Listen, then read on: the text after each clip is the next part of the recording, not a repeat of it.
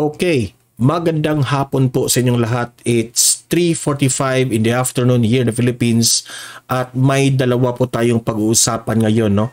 Matindi itong ating pag-uusapan ngayon. Maganda itong topic natin ngayon. Una nating pag-uusapan ay itong China. Pumalag itong China sa pagbisita ng US Defense Secretary. Okay? Yan ang una nating pag-uusapan at ipapaliwanag natin yan. Pangalawa nating pag-uusapan ay itong si Attorney Kausing. Basher ito ni Bantag. Kinasuhan na ito ng cyber libel. Yan ang ating pangalawang pag-uusapan. Okay? Pero bago natin ito itatalakay, bago natin ito ipapaliwanag, help me na i-like at i-share itong video natin sa Facebook at sa YouTube para kakalat itong video natin. Okay? Sa algorithm, guys. Help me, guys. Please, please. Okay? Sabay-sabay tayong mag-like and share sa Facebook at YouTube. 1, 2, 3, go!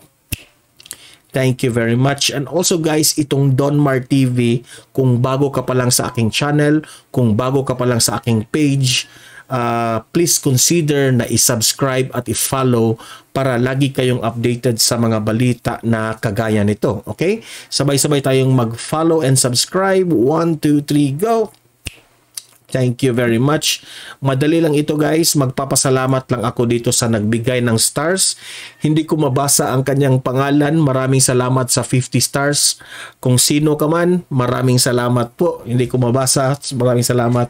At itong Caveman Coffee, this is available sa Shopee. Bili na kayo dyan. At itong Donmar TV t-shirt, hanapin nyo lang yan sa Shopee. Bili na kayo bilang suporta ng Donmar TV. Okay? So, punta kaagad tayo dito sa unang topic natin, no? Na ayan, picture yan ni si Jinping of China, itong si Joe Biden, President Joe Biden of the US at ang ating Pangulong Presidente Bongbong Marcos. Itong topic na ito ay very delicate, no? Dahil ang balita ngayon recently, pumalag itong China sa pagbisita ng US Defense Secretary. Okay, papakita ko itong video na bumisita itong US Defense Secretary. Ayan. Okay? So, isang black person na US Defense Secretary, ang pangalan niya ay si Lloyd Austin III. Okay? Bumisita ito sa Pilipinas. So, dahil dito, no, na nalaman ito ng China, pinayuhan yung Pilipinas, no? Ang payo ng China, huwag magpagamit sa Amerika. Ayan, matindi yan. Okay, again, yan ang payo ng China sa atin, huwag raw tayong magpagamit ng Amerika, no? So, sabi dito sa balita, maganda raw ang ginagawa ni Presidente Bongbong Marcos dito, no? Na mas pinaigting ang alyansa between the Philippines at Amerika, okay? Para stronger yung alyansa. Yan sabi ng mga eksperto na maganda raw ang ginagawa ni PBBM dito, no? In-entertain, we welcome itong si Lloyd Austin na US Defense Secretary, ano, ng pumunta yan sa Malacanang, no? Inanunsyo ni Presidente Bongbong Marcos na 4 na base militar ay isa sa ilalim ng EDCA. So ano bang ibig sabihin ng EDCA? Yung Enhanced Defense Corporation Agreement. Okay? So 4 base militar. Okay? So magdagdag dito ng base militar ang Pilipinas. So matindi yan. Okay? So sabi pa dito, no, na ang ibig raw sabihin dito na magtayo ng base militar itong ating Pangulo sa Pilipinas, mas pinalawak raw ni PBBM ang access ng Amerika, no, sa base militar ng Pilipinas. So, ang ibig sabihin nito ay posibleng yung posible itong Amerika ay magtayo ng mga military facility at ipwesto ang mga aircraft at barko dito. Okay? So, that's from Luzon, Visayas at Mindanao. Meron tayong mga base militar na tinayo ng ating gobyerno. Maka-advantage ang dito, Amerika. Posible silang magtayo ng mga military facility dito. Ipwesto ang mga aircraft, ipwesto yung kanilang mga barko. Okay? So, sinabi ng DND, no, Department of National Defense, na magdagdag ng base militar sa bansa. Okay? At ito raw ay, okay, ipapakita ko yung picture ha, na ito. Wait muna. Ayan.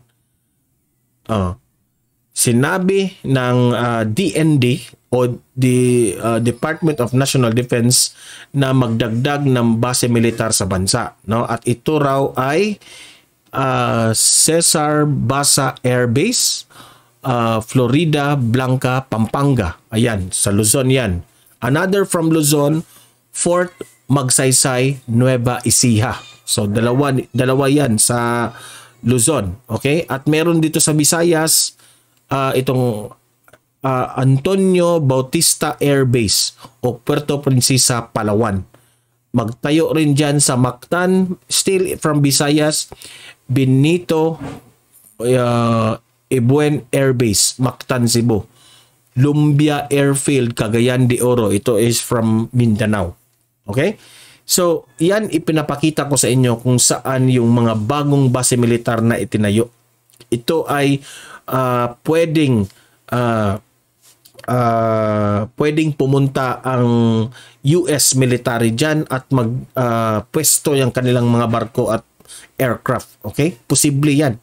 Dahil pinaigting ni PBBM ang ating alyansa sa Amerika. Okay? Sabi ni US Defense Austin, no?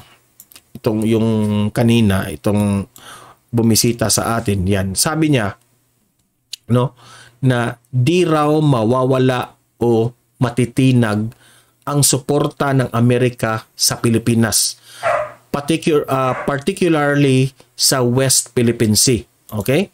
So that's a strong message na ibinigay ng Defense Secretary, no, ng US, na hindi pababayaan ang Pilipinas sa usapin ng West Philippine Sea, na ang kukontra dyan ay yung China. Okay? So, at dahil dito, no, dahil sa mga sinasabi ng US Defense Secretary na si Austin, dahil dyan sa mga sinasabi niya, pumalag ang China. Okay? Pumalag ang China dyan. So, ito yung mga sinasabi ng China. Ipapakita ko sa inyo. Ayan. Pumalag ang China, no? Wait muna ha.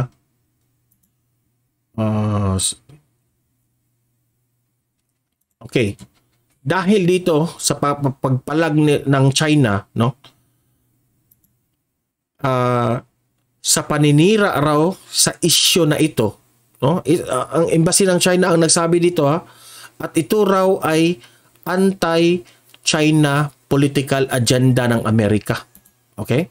Pumalag sila dito at sabi ng China, wag kayong magpagamit sa Amerika dahil ito raw ay anti-China political agenda ng Amerika.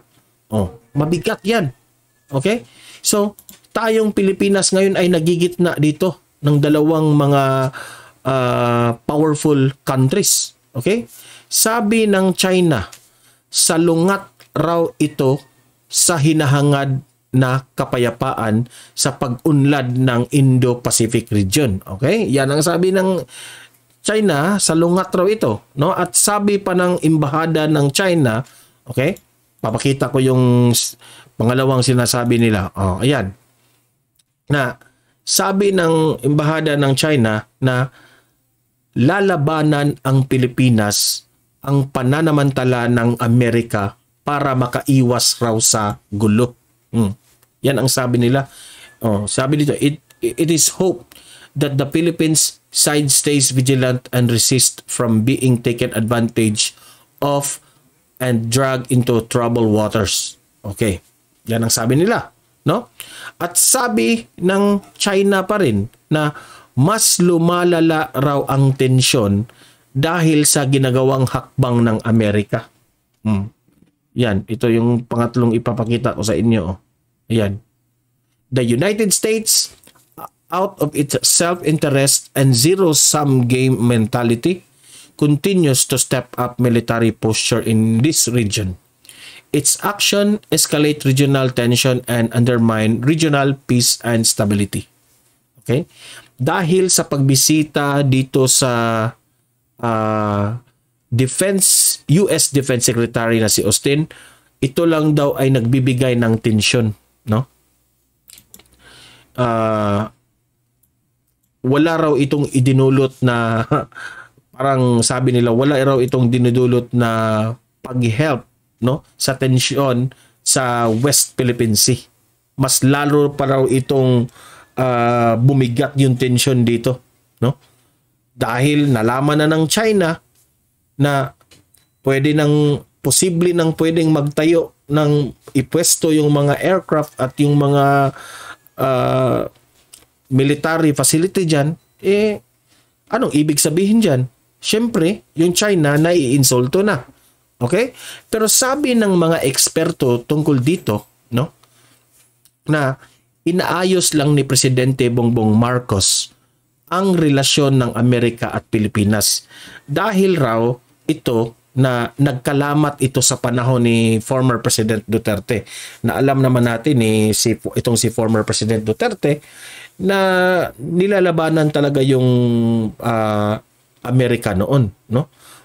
Yung pananalita ng former President Duterte natin noon medyo maanghang, no? Prangkang-prangka. At sabi ng mga eksperto dito ngayon, ang ginagawa raw ni PBBM ay inayos lang yung medyo mga tinatawag nilang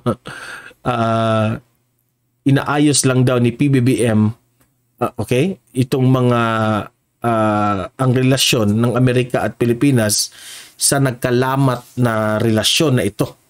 Okay? So, itong pagbisita, ano ba ang para sa inyo? Ano bang may idinudulot pa itong kabutihan, itong pagbisita ng US Defense Secretary Austin sa atin ngayon? Or ito ba ay nagdulot ng tensyon sa West Philippine Sea? Yan ang malaking tanong ngayon. So kayong mga audience ko dito, libre kayong mag-comment, mag-react tungkol dito kung ano ang masasabi nyo sa relasyon ng Amerika at Pilipinas at relasyon ng Pilipinas at China. Tama ba ang ginagawa ni Presidente Bongbong Marcos? Ako, para sa akin, pumagitna lang itong si PBBM at maganda ang itong hakbang na ito. Okay? Wala tayong kinakampihan between China and US. Ngunit, ang layunin ni PBBM ay yung alyansa lang. No? Wala naman tayong layunin para labanan ang China. Wala naman tayong layunin para igera yung US at yung China. Okay? Pero I hope na mai-explain ito ng gobyerno ng Pilipinas dito sa China. Okay? So I hope ang relasyon ng China at Pilipinas ay hindi ito masisira pa rin, magtulungan pa rin, okay? So comment, mag-react kayo sa development na ito na bumisita ang US Defense Secretary at pumalag yung China dito, okay? Comment, react, babasahin natin yan. So pangalawa nating pag-uusapan ay itong isang basher nitong si General Bantag kinasuhan ng cyber libel. Okay? Alamin natin kung bakit. I-play natin ang video at mag-react tayo dito. Okay? General Bantag nagsalita, isa sa mga basher. Kinuha ko pala itong video na ito sa YouTube channel na News Files. Okay? Mag-subscribe kayo sa kanya. Maraming salamat dito. Shout out dito sa News Files channel. O kritiko na si Attorney Kausing ay tila nakarma na nga matapos di umanong madisbar. Yung si Attorney Kausing ay yung nasa right side, ha? Yung kalbo na naka-blue, okay? Pasintabi na sa description ko, okay? Umatanggala ng lisensya at nahaharap pa sa iba't ibang kaso. Binasura ang inhibition ni Bantag.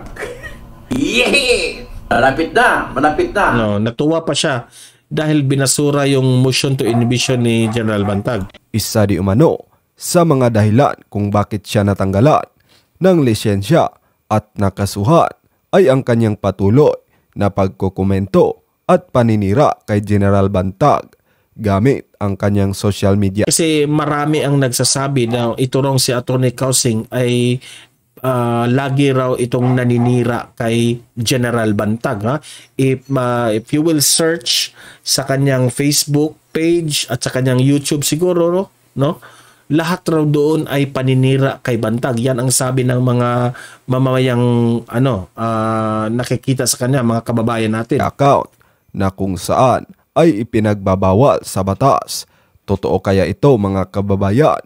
Nais ko lang pala inanunsyo na ako pala... So ito na yung statement ni Attorney Kausing na kinasuhan na siya ng cyber libel. Okay? Ito yung reaction niya. Pakinggan natin. Ay dito sa isang lugar kung saan ako ay haharap sa isang kaso na kung saan ay didepensahan ko aking sarili. Kasi kinasuhan po ako ng tinatawag na kaso ng libel, no? 12 libel count.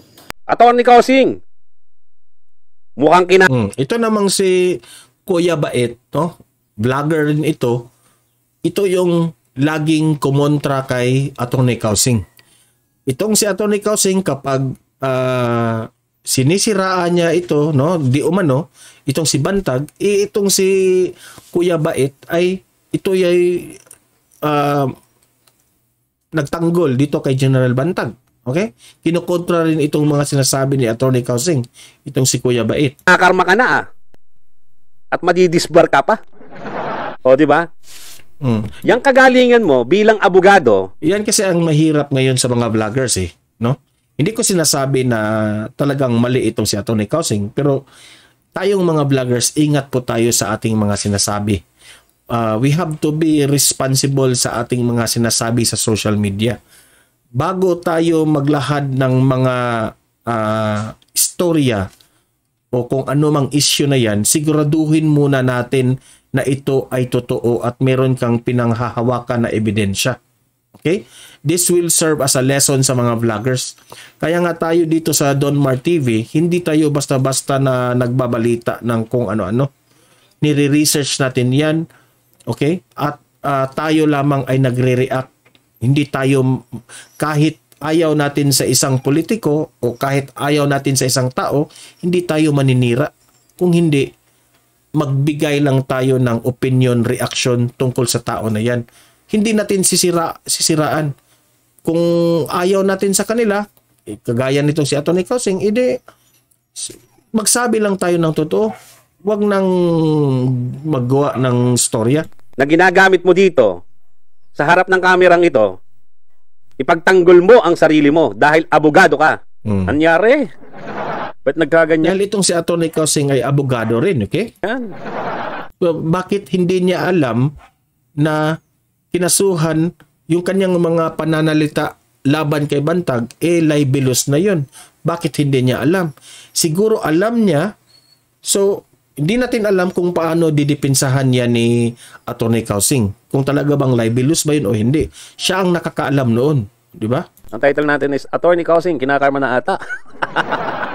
But, talagang type na type siya ng B8 ko. Pero anyway mga karito, reaction na natin tong kanyang inilabas na vlog, no? Na disbar daw. Mukhang baka matanggalan ng lisensya ang pagiging attorney niya. Tama lang naman kasi vlogger na siya ngayon O, di ba? Mga karito, nung isang araw, nanlalaki pa ang mata ni Attorney Kausing, di ba? Kasi nga, tuwang-tuwa siya at na yung motion for reconsideration ay na-denied na naman sa Team Bantag, ano? Yun lang. So, doon sa... Tuwang-tuwa itong si Attorney Kausing noong binasura ng DOJ itong si Bantag na nag-motion to inhibit. Doon sa pagkaka-deny ng motion ng Team Bantag, no, expected na naman natin yon. So, okay lang. Yung talaga naman ang kalalabasan nun ano pa ba ang gagawin nila, di ba? So, magtataka tayo lalo kung yun ay hindi i-deny, di ba? Pero ito, pakinggan natin itong mga ka-real talk. Itong talagang masarap i-rebat. Let's go. Okay, magandang umaga po. Yan. Actually, may mic na siya, si Attorney Kausing. Pinadalhan daw ng isang niyang subscriber. Kaya lang, hindi pa niya alam kung paano gumamit. So, Attorney Kausing, yung mic mo, kung may pitch band dyan, pindutin mo lang yung magbabagong boses niya. Diba? So, tuloy natin. Pakinggan muna natin. Masyadong chipmunk siya ngayon yung simula So, baguhan daw yung mic. Let's go. Umaga ngayon. So, as promised, ay sinabi ko, ako ay magsasabi kung ano yung mga iba-ibang bagay. I-discuss ko ngayon yung tinatawag na disbarment case sa akin na kung saan nag-desisyon ng Supreme Court na i-disbar ko. Ibig sabihin i-disbar ko ay tanggalan ako ng lisensya bilang abogado. So, anyway, hindi pa... Di nga, Attorney Kausing. Ngayon pa lang? So, madaliin ko lang itong vlog na ito, ha. Hindi na natin patataasin ito. Hindi na natin to pahahabain pala. Sorry na. Okay. Posible na madisbar itong si Attorney Kausing. Yan ang issue ngayon. Sinabi yan sa kanyang vlog, no? Siya mismo ang nagsabi niyan. Kung talagang libelous ang kanyang mga sinasabi laban kay Bantag, naturalmente lang na madisbar siya. Di ba? Pero kung hindi, kung magkataon na makakalusot siya dito o magkataon na pwede niyang isalba ang kanyang sarili dahil attorney naman siya o meron siyang mga kaibigan o na attorney rin na magtatanggol sa kanya, pwede. Yan. Kung tingnan lang natin ang desisyon ng korte dito. Di ba? So, tayo naman dito, ako ay isang vlogger na sumusuporta kay General Bantag. At ayaw natin yung mga kalakaran na sinisiraan itong ating si General Bantag, former na inappoint ni former President Duterte, no? Na malaki ang paniniwala natin sa tao na ito, no? Hindi ko rin alam itong si Attorney Kausing kung bakit o kung saan siya kumukuha ng mga impormasyon tungkol kay General Bantag na kinasuhan siya ng libel. At kung kinasuhan man, kung totoo man ang sinasabi ni Attorney Kausing, sino itong mga tao na itong kampo ba ito ni General Bantag, no? Ang nag-file ng cyber libel laban sa kanya? Yan ang malaking tanong. Okay? So, wala pang exact na informasyon tungkol dyan at si Attorney Kausing lang ang makapagsabi niyan. Okay? Siguro, hanapin nyo yan sa update ni vlog ni Attorney Kausing at malaman nyo yan. No? Pero itong vlog ko ngayon, ito ay vlog na ipagtanggol ko itong si General Bantag. No? Dahil kawawa na nga yung si General Bantag tungkol nga dito sa sinapit niya sa DOJ na parang wala ng pag-asa na manalo siya dito sa kaso na ito dahil dito kay Remulla at marami pang mga vloggers na sinisiraan itong si General Bantag, no? Kasi matatawag kasi yan ng hearsay if wala kang ebidensya. Pati nga yung DOJ nagtataka rin ako na yung kanilang akusasyon kay General Bantag sa media, no, na ganyan si General Bantag, magpalabas kayo ng ebidensya. Okay? Let's wait and see lang sa mga desisyon nila, no? I hope itong DOJ ay maging patas, no? Pero kung ano man ang kanang desisyon ng DOJ, meron pa namang ombudsman. Pwede pa pwede pa 'to ilagay sa ombudsman, no? Yan ang sabi ng former President Duterte natin na yan ang tsansa na General Bantag doon na ililitis o anong tawag doon? Doon i-investigate yung kanyang kaso. Okay? So, ikaw, Atty. Kausing, no? Mag-ingat ka sa iyong mga sinasabi. Dahil marami rin supporter itong si General Bantag at ikaw rin ay binabantayan yung mga sinasabi mo. 'Di ba? Kaya nasasabi ko na mag-ingat ka rin. Hindi ako mangingialam kung ano ang sasabihin mo laban kay General Bantag. Ako, tagapagtanggol ako kay General Bantag, pero hindi ako pwedeng maninira sa inyo o sa iyo. Okay? Kasi I will respect your opinion. If meron kang mabigat na ebidensya laban sa mga paratang mo kay General Bantag, ilabas mo. Attorney ka pa naman. Okay? So, ang akin lang, kung mapapatunayan mo yan, mas mabuti. Pero kung hindi, iwas ka sa mga ganyang pananalita. Okay? Wala na akong kinalaman kay Attorney Bait kung anong sasabihin niya sa iyo. Okay? So let's wait and see sa mga desisyon ng korte tungkol dito. Okay?